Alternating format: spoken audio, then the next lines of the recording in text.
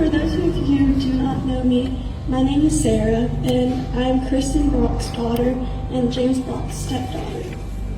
This isn't easy, and I don't know how family needs to do this all the time, but I'm really happy I get to do this, but just bear with me because I stutter a lot.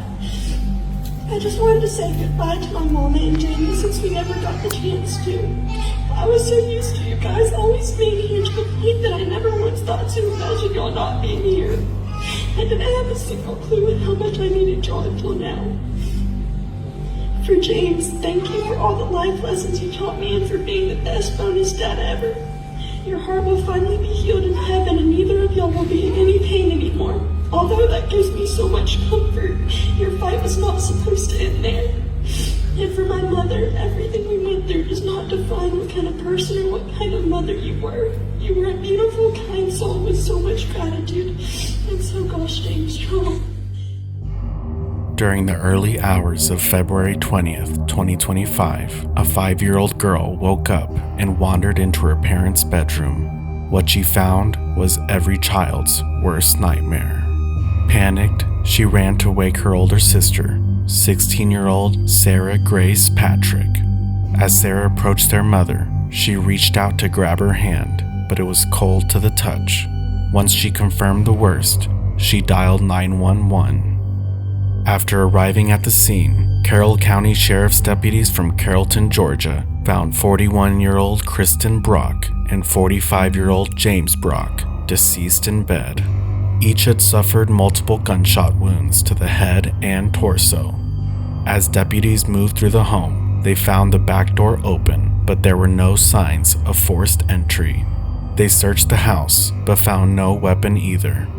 They collected extensive physical and digital evidence before releasing Sarah and her younger sister into the care of other family members. In the months that followed, investigators continued working the case while the community mourned.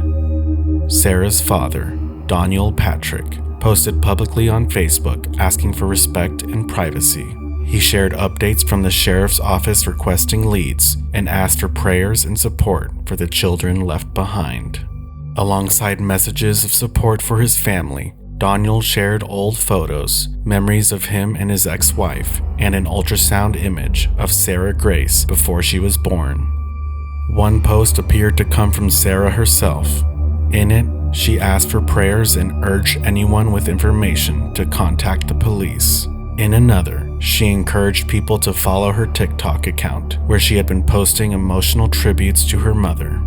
Later, her father clarified that many of the posts on his Facebook page were written by Sarah. Since her phone had been confiscated as part of the investigation, he said he allowed her to use his account to vent and let people know what's on her mind. On March 8th, a funeral and candlelight service was held at Catalyst Church, where Kristen and James had been active, well-loved members. Several family members spoke, including Sarah. In her eulogy, she called her mother her star from up above and read a letter her mother had allegedly written to James, saying it brought her peace and closure. She ended by thanking friends and family for helping her get through her worst nightmare. Her final words came chokingly, closing with a quiet, "I'm sorry," before stepping away from the podium. And last but not least, I want to thank Tasha, Bree, Nate, Lane, Kimberly Hayes, Kim Bowling, Katie, and most of all, my father, Angie, and Ben for making such a big difference. Jamie and Mama would have thanked y'all too. I love you guys, and so do they. I'm sorry. As the weeks passed, Sarah Grace took to TikTok to grieve publicly. She posted old photos of her mother and stepfather, along with images of herself crying directly into the camera. Her post painted the picture of a devastated daughter, desperate for answers and for comfort. She shared moments of joy and loss, driving around and shopping with her mom, childhood photos, and clips of Kristen worshiping at church. There were videos of James and Kristen goofing around in the living room and photos of them embracing, kissing, and just being a happy couple. And many, many posts of Sarah crying, mascara dramatically running down her cheeks. She wrote, "They don't know it, But a year from now, me and my 5-year-old sister would find them wrongfully shot dead in our home and won't get to watch me graduate high school, see me walk down the aisle, and couldn't even say goodbye. Don't ever take your family for granted. That voice you once thought was annoying is what you may end up falling asleep to every night. And the only way you can hear it again is over video. It's not good enough. I just want my mama. I'll never forget the last time she spoke to me. She came into my room while I was watching a show and said goodnight in a deep, silly voice. I should have hugged her. And when James talked to me last, he told me, "Love you, good night," through the door. It tears me apart that I didn't open it and give him a hug. I can't help but hate myself because I didn't wake up to find them before my 5-year-old sister had to find her parents like that. I need my mom more than ever right now, and I know that I cannot get closure because nothing will bring them back. If you know something, please speak up and help me and my family heal. Perhaps most unsettling, she posted photos of the home after the murders, yellow tape wrapped around the exterior, a dumpster overflowing with discarded belongings, drawers and appliances scattered across the yard, sheetrock cut from the walls, and personal items strewn across the floor. The caption simply read, "Wish I could show the worst of it."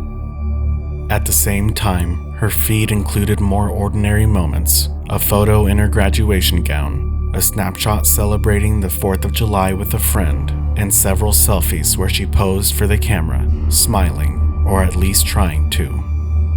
Beyond her own posts, Sarah also reached out to several true crime TikTok creators, urging them to cover the case, hoping to uncover new information. Their children found them no longer alive. I cannot imagine the trauma. This case is still unsolved and it needs more attention and it needs closure. This is James and Kristen Brock. Sarah thanked commenters for raising awareness and responded to questions about the case. When one user speculated that the killer must have been someone who knew the family, Sarah agreed. But as rumors began to circulate, some even questioned whether there had been any abuse in the household.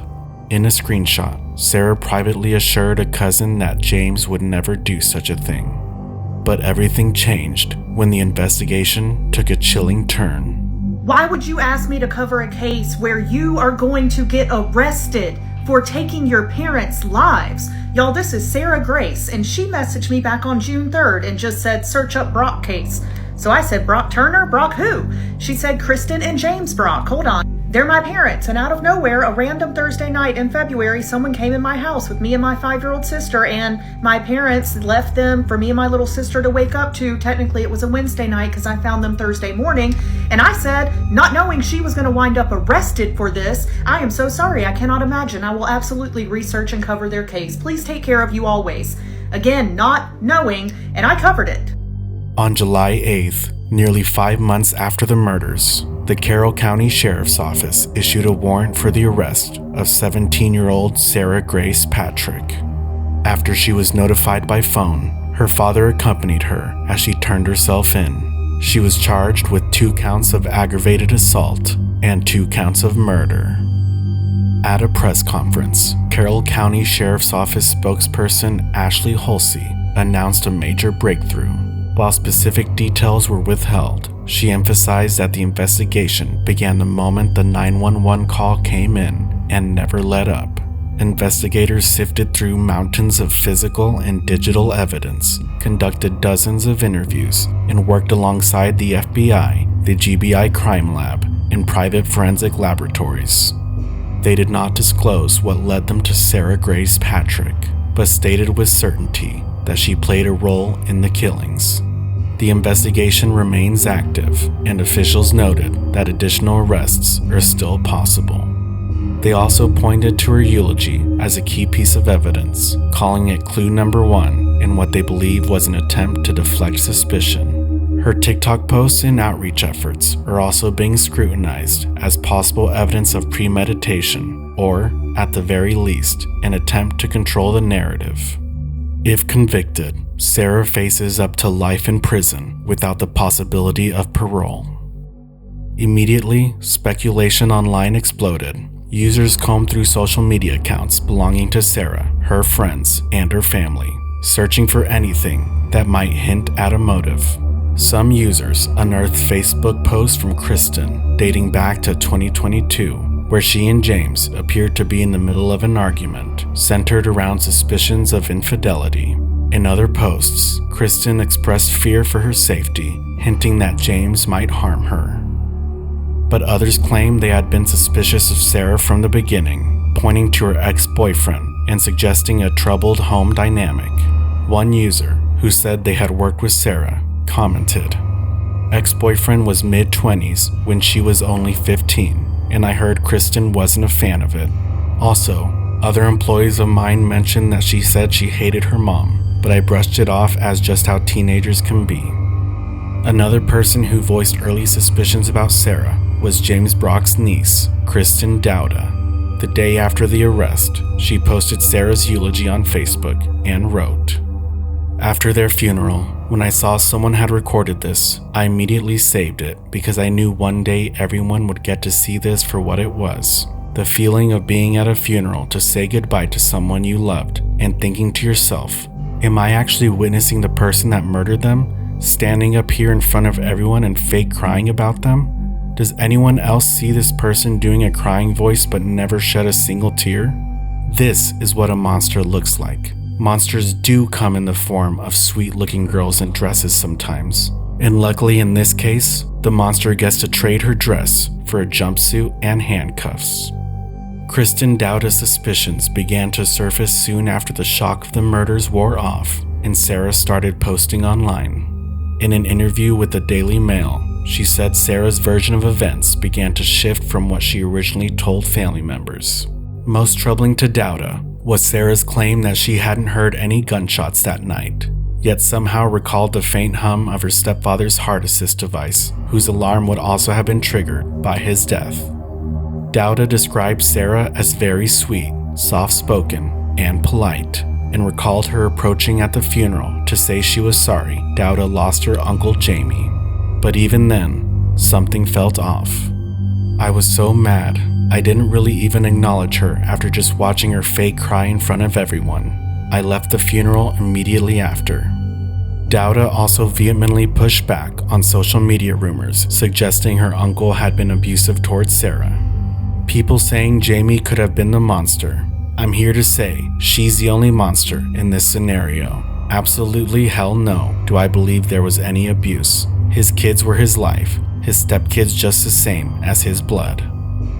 Indeed, James Brock's Facebook posts reflect a man proud of his daughters. In June 2024, he shared a photo of Sarah at school with the caption, "She's all grown up. Love you, Sarah." In another post from that same month, he wrote, "Not to toot my own horn, but my daughter is gorgeous. Both of them, Sarah Grace and Jaylee Ann." On National Daughters Day, he also shared sweet photos with both girls. Dowda, who grew up alongside Jamie and even lived with him as an adult, described their bond as super close.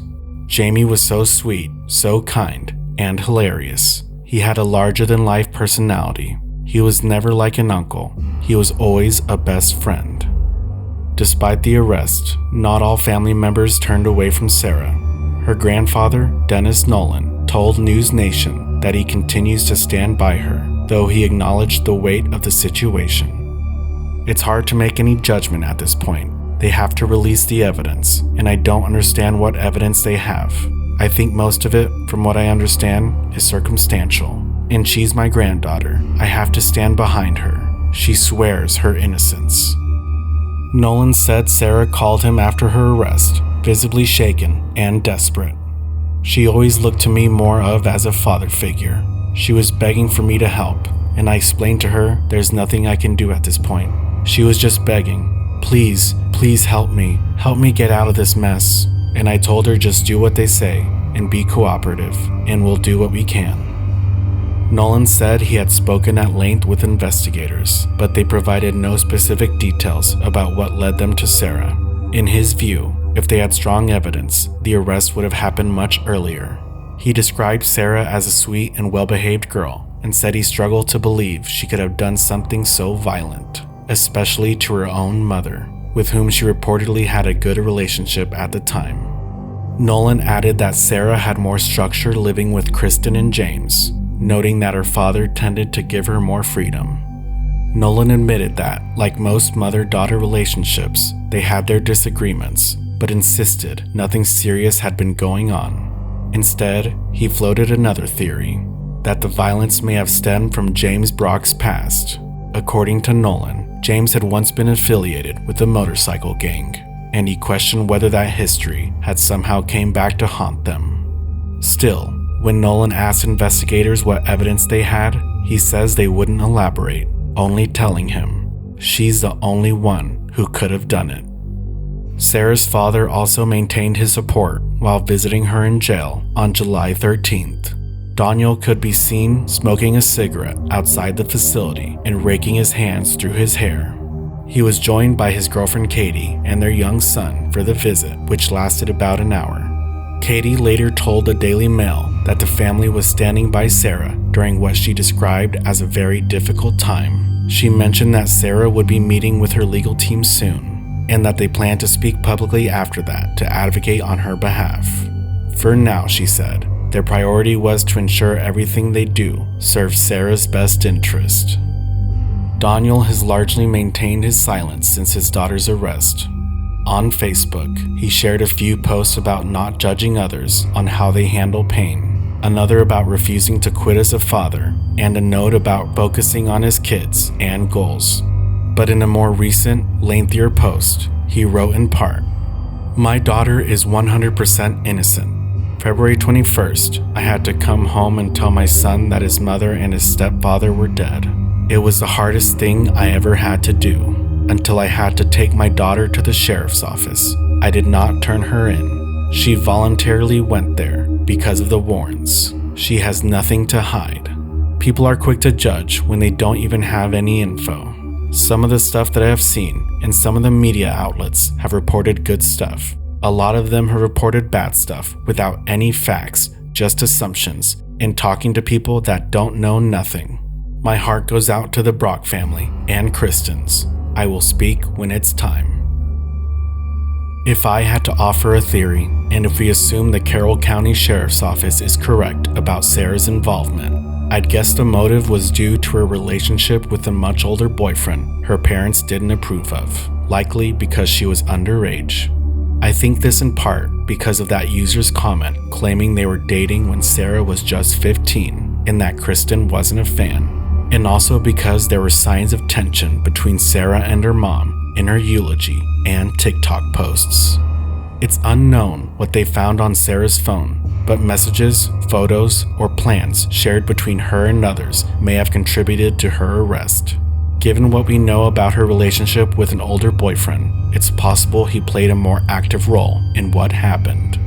This wouldn't be the first time a daughter killed her parents over a forbidden relationship, like the case of 12-year-old Jasmine Richardson from Alberta, who helped murder her entire family alongside her 23-year-old boyfriend, Jeremy Steinke, after her parents tried to end the relationship.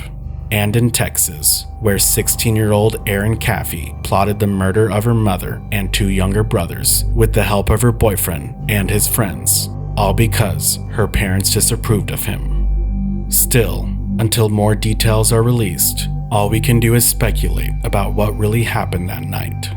Sarah continues to insist she's innocent, which may point to a long and contested legal process ahead. But whatever the outcome, the core truth remains: 2 people, Kristen and James, were brutally killed in their own home, and a community of friends, family, and loved ones were left to mourn the unimaginable. Subscribe to stay updated as more details emerge and to be the first to know when I cover the next case. Until the truth comes out, one thing remains certain: death is closer than you think.